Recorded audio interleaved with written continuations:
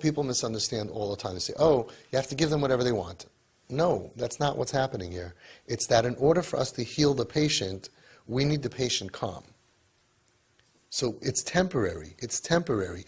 We give them whatever they want because if we start fighting with them, we can't do the surgery.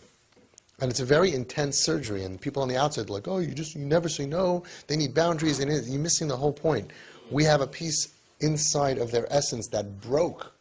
There's a breakdown here. And we figured out how to heal it. Eventually, it's going to be the therapy and the stuff down the road. Once it's like we're bandaging it up. We're stopping the bleeding, and we're getting them bandaged, and we're carrying them for surgery in 2-3 years from now. And then they can do the intense trauma work, whatever. But we have a lot of work to do right now. And you can't do it if you're arguing with your kid. You can't do it if you're fighting with the kid.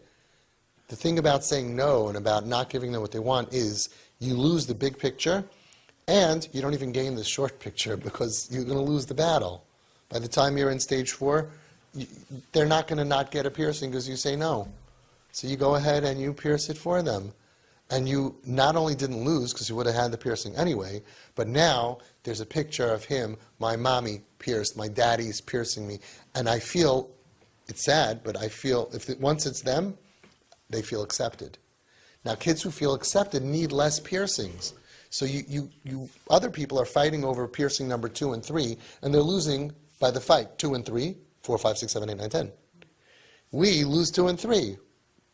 And it looks like, oh, you're letting, as if you could have stopped it. But what you're gaining is 8, 9, and 10. And if you look at our kids, years later, the whole TP family, all of them, look at them a few years later, we don't have any kid. I shouldn't say we don't have any. There's like a small category of severely, really our most kids who with the most pain. There's maybe 2, 3 kids, right? But from the Ruba, 98%, right? There's no piercings. All of it goes. It's a stage in life, and it goes away. Why? Because we're doing it with you. Why? Because we want our kids pierced up. Not that it's the biggest Avera, Rachel Imenu also had a news band.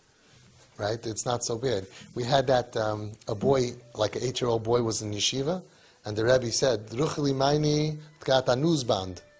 So he said, oh, my Schwester hat a newsband. My sister has a nose ring also. So they're like Rachel Imenu or Rachel Avinu, some of them, the guys. But it's all temporary.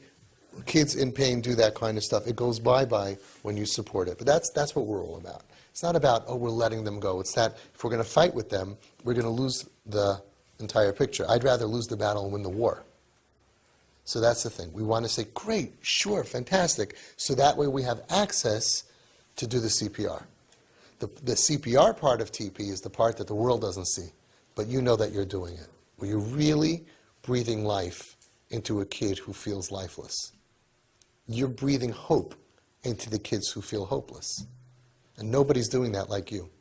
The other people who say, the other side, they say, how do you this, how do you that? But they're not getting to the goal. Nobody has a relationship with their kid like you guys do. They don't have it. And because I had to stop and I had to this, they don't accomplish the short term or the long term. But don't forget what the goal of TP, the goal is not the saying yes. That's the beginning, that's the introduction. That's just to get into the game. Because if you say no, you don't have a relationship, you're nowhere. But once you have the relationship, the introduction, that's when you do like what you guys do. That's what you do. And that makes a difference. That the kid wakes up, I feel loved. I have a mommy and a daddy. I'm not alone in this world. And I challenge anybody else out there, and I always tell you, if you find someone who can accomplish our goal a different way, I'm willing to learn. Nobody's accomplishing it. Very, very difficult to accomplish it with a stage 4 kid who's not going to conform and is done with the world and feels like nothing. Very, very hard. So we buy the miniskirt and we say, we love you. They may not like the method, but they do like the result. Your kids have the most supportive parents. That's the bottom line. Right? So how do you get that goal? So the question is, how important is that? To me, it's everything. So what's the other way? Their kids don't feel loved and supported and accepted. Okay, so then did the parents accomplish at least something for that? Nothing. They're still doing drugs, and they're still, like, I don't get the whole thing. You want to give up short-term, you want to lose short-term for long-term, okay. You want to lose long-term for short-term, okay. To me, it seems like they're losing short-term and long-term. That's what's so strange. Okay, but don't forget what we're all about. The giving and the saying yes is only to have access, and once you're in, you know what in means? In means you can walk over to your kid and they're not flinching. You're safe. You become a safe person. It takes a long time to build up trust that you are the safe person. I can tell you anything. I trust you. Once you're the safe person and they don't flinch, that's when you start TP. That's where TP starts. That's where you start really, really rocking their world. Mamish, like, look at these kids. You saw the video of the mother who took the daughter to the concert, and she's jumping up for joy. Which 15, 16-year-old girl goes to a rap concert with a mommy? Can you imagine? In the whole place, any other mother, daughter there, she can go. She's a beautiful girl. She could find any guy. She went with her mommy. I'll let you all decide if the mother did the right thing or not. Sure, she sacrificed herself. Sacrificed. Right? She didn't sacrifice her child. In the Akedas Yitzchak, you want to sacrifice your child. She sacrificed herself to do something she was not comfortable exactly to be there, because this is going to save her daughter. And there's no Rav in the world that would disagree. I cannot imagine. I mean, anyway, it doesn't matter what another Rav says. Their Rav said she should go. But, I mean, it's pashut like that. A girl going to a concert, a rap concert with all kinds of people who are there, and she's alone, something will happen to her. And we have to get very real about that. I got a text today. Unfortunately, this mother texted me her daughter was raped. Brutally, brutally raped. It's by some guy that she met online, and she met him, brutal rape. And she doesn't want to call the cops because she saw a movie that the girl called the cops and the guy killed the whole family. So she doesn't want to call the cops, so it's a very, very sick world. So I can't tell you what to do. Everyone has to decide with their Das Torah. But I'll tell you what I'll do. If my kid or somebody I love is going to be in a dangerous place, I will be there with them. Even if I have to listen to music that I'm not accustomed to and words that I don't like, and I don't care what. And I think if you don't, every Rav has to decide, but I think that's very similar to the Gemara, where a person didn't want to go into the ladies' pool to save someone drowning, and he's called a Chassid Shaita. At least he's a Chassid. He's a Chassid Shaita. I don't see it any different. But of course, every situation, I keep on saying the same thing because people get crazy. Everybody here has a Rav, so you ask your Das Torah. But probably, you're pretty stupid if you're not going to go save your kid because I'm not comfortable being there, the ladies' pool, I might see something, I have to touch a lady in a bathing suit, swimming.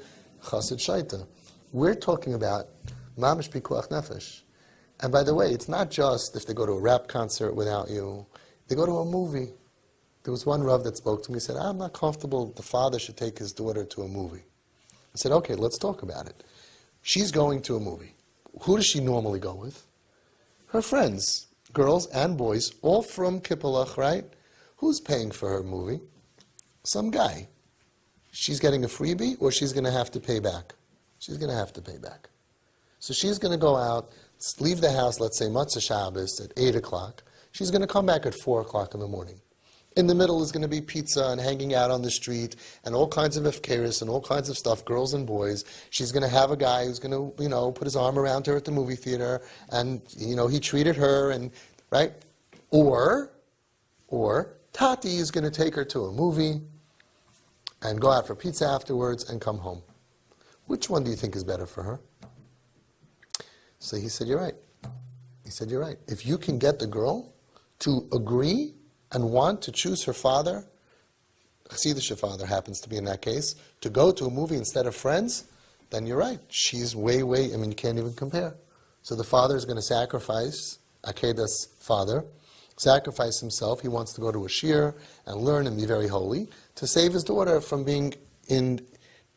So not only that, here's what happens. If we do this enough, they enjoy being with us. Big chiddush. Regular kids choose their friends over their parents. Kips choose their parents over their friends as long as you give proper, full acceptance. They will choose you. We're the only group that can actually even know if it's true or not, because nobody else is giving the right acceptance, so the kids don't want to be with their parents. But once you have parents like you, they will choose you consistently. Not always, but consistently. They will choose you. Because when they come back from 8 hours with the guys on the street, they feel like garbage. When they come back after you, going to a movie and then food and your arms around her or him, they feel good. Because you're the medicine for the broken neshama. So what's it going to be? You're going to say, I don't know, am I allowed to? Whatever. Ask your Rav. Ask your, there's no shaila to me. It's pashut. Novominsker Rebbe said, it's not even a question. You can go on Tisha B'Av also. We're trying to save lives. So they will allow us, once we connect to them properly, they will allow us to pull them out.